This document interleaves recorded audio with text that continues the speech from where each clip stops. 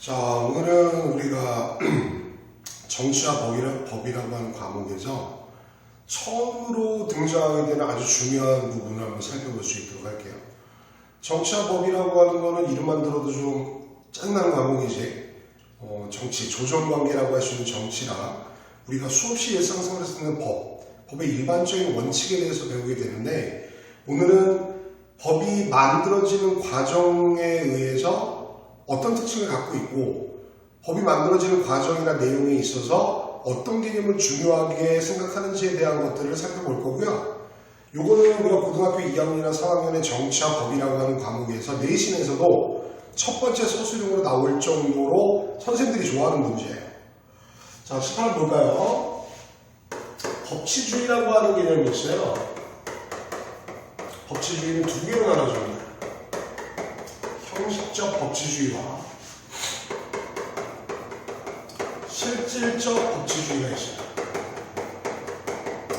문과 한 1년 정도 지나다 보면은 대충 이름만 보더라도 어떤 내용인지가 느낌이 좀 와야 되는데, 형식이냐 실질이냐 딱 보더라도 어떤 게 옛날 거고 지금 현재 건지에 대한 느낌이 좀 오죠. 형식적 법치주의는 과거에 주로 법을 이용한 통치를 했을 때 사용했던 원칙이에요. 만들어지는 법칙이라고도 볼 수 있지. 실질적 법치주의는 현재죠. 근데 여기서 우리가 처음 정치와 법이라고 하는 과목을 시작하는 데 있어서 처음으로 등장하는 100% 나오는 문제야. 근데 아주 클래식한 함정이 들어가 있다는 것이, 대부분 사회문화나 다른 과목에서도 뭐 기능 갈등이나 해석 실증이나 이런 거 보면은 반대 비교하는 내용으로 개념들이 설명이 됩니다. 근데 이거는 형식적 법치주의와 실질적 법치주의는 반대의 관계가 아니에요. 이것만 알아도 우리가 서술형으로도 한 문제 맞출 수 있고, 수능에서도 무조건 100% 나오는 문제예요. 부등호 표시를 좀 이따 할게요. 자, 형식적 법치주의라는 건 어떤 거냐면, 법치라는 것은 법에 의한 통치를 얘기를 하는 거야. 물론 어떻게 통치하는지에 대한 방법론적인 시각이라고도 볼 수는 있는데, 어떤 식으로 법이 만들어지는지에 대한 개념이기도 해. 형식적 법치주의는 법을 만드는 과정, 절차만 중요한 거야. 물론 이것도 중요한 겁니다. 법이 만들어질 때 그냥 독재자들이 지 마음대로 만들면 안 되죠. 규칙이 있어요. 룰이 있고. 법을 어디서 만들죠? 국회와 같은 입법부에서 제대로 된 절차를 거쳐서 규칙대로 만들어졌냐? 이런 개념이 바로 형식적 법치주의야. 그러니까 지 마음대로 만들었냐, 아니면 합법적으로 만들었냐, 이런 개념이거든. 근데 이제 이러다 보면 이제 어떤 문제가 발생하게 되냐면, 법은 신이 만든 게 아니죠. 사람이 만드는 거예요. 그러다 보니까 법이 잘못될 수도 있어요. 잘못되면 어떡합니까? 고쳐야 되죠. 그게 국회에서 해야 되는 일이야.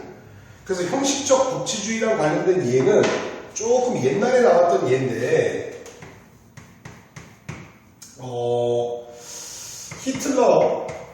히틀러의 수권법이라든지,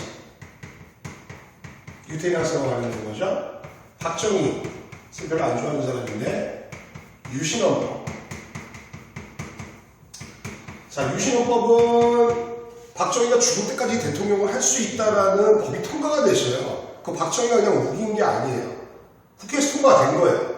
김재규가 빡 해가지고 유신체제가 끝나기 전까지는 박정희가 유신헌법을 만들어서 죽을 때까지 자기가 종신 대통령이 된다라는 법이 국회에 의해서 통과가 됐다. 근데 어감만 딱 보면 알겠지만, 형식적 법치주의는 뭐가 빠져 있어요. 뭐가 빠져 있냐면, 예전에 배웠던 법의 합 목적성이라고 하는 개념이 빠져져 있는 거야. 합 목적성은 진짜 쉽게 얘기하면 법은 왜 만들어지는 거니? 국민들을 위해서 만들어지는 거야. 목적이, 법이 만들어진 의도랑 목적이 국민들의 행복과 안녕에 부합해야 된다는 거죠. 그렇기 때문에 과거의 형식적 법치주의는 법을 만드는 과정이나 절차만 제대로 됐다면 그 법은 괜찮은 법이다 라는 개념이야. 갑자기 소크라테스가 생각이 나네요.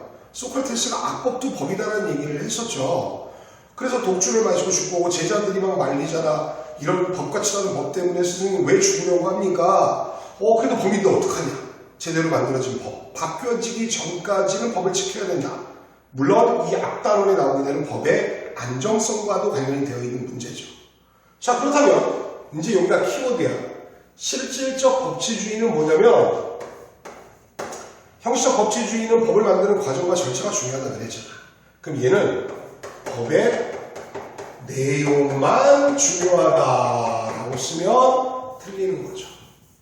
법의 내용과 절차, 과정이 다 중요하다라는 얘기야. 아니 법의 내용이 아무리 좋다고 하더라도 국회나 입법부가 아니라 누가 그냥 만든 걸 쓴다고 한다면 법에 대한 정당성이 부여가 되지 않겠죠. 자, 그렇기 때문에 부등호 이제 들어갑니다. 이 부등호가 이 두 개의 개념을 그냥 이해할 수 있는 거죠. 실질적 법치주의는 형식적 법치주의와 반대가 아니야. 물론 실질적 법치주의가 형식적 법치주의보다 더 큰 개념이지. 왜? 얘는 형식만 중요하다며, 절차만. 얘는 내용이랑 형식 다 중요하다며. 그렇기 때문에 부등호를 선생님 수업을 잘 못해서 이게 잘 맞는 부등호인지는 잘 모르겠어요. 이렇게 생각하시면 됩니다. 실질적 법치주의는 형식적 법치주의를 포함하는 개념이야. 즉 쉽게 얘기하면 형식적 법치주의는 다시 한번 과정과 형식만 중요하면 제대로 된 법이다. 하지만 실질적 법치주의는 법 만드는 과정도 중요해요. 하지만 그 내용이 국민들의 행복과 안녕을 위한 것인지 아닌지도 판단을 해야 된다는 걸 얘기를 하는 거지.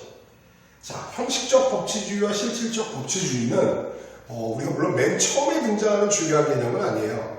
원래도 중요한 개념은 법의 항목적성, 안정성 이런 것들이 더 중요하긴 한데 그거는 객관식 문제라든지 보기로 많이 나오지만 형식적 법치주의와 실질적 법치주의는 단독형 서술형이나 수능에서도 당당하게 3점짜리 문제로 나오게 되는 거의 사회문화 기준으로 따지면 기능론적 관점과 갈등론적 관점이라고 생각하시면 되겠죠. 현대사회에 복지헌법 같은 거라고 생각하면 되는 거죠. 현대사회 복지헌법. 대부분의 지금 현재 현대사회 국가들이 운영하고 있는 법치주의는 실질적 법치주의고요. 법은 다시 한번 강조드리지만 법을 만드는 과정과 형식도 중요하지만 그 법의 내용도 중요하다고 하는 그런 개념이라는 걸 기억해 놓으시고 다시 한번 부등호를 잘 봐주세요. 자, 실질적 법치주의는 형식적 법치주의를 포함한 개념입니다.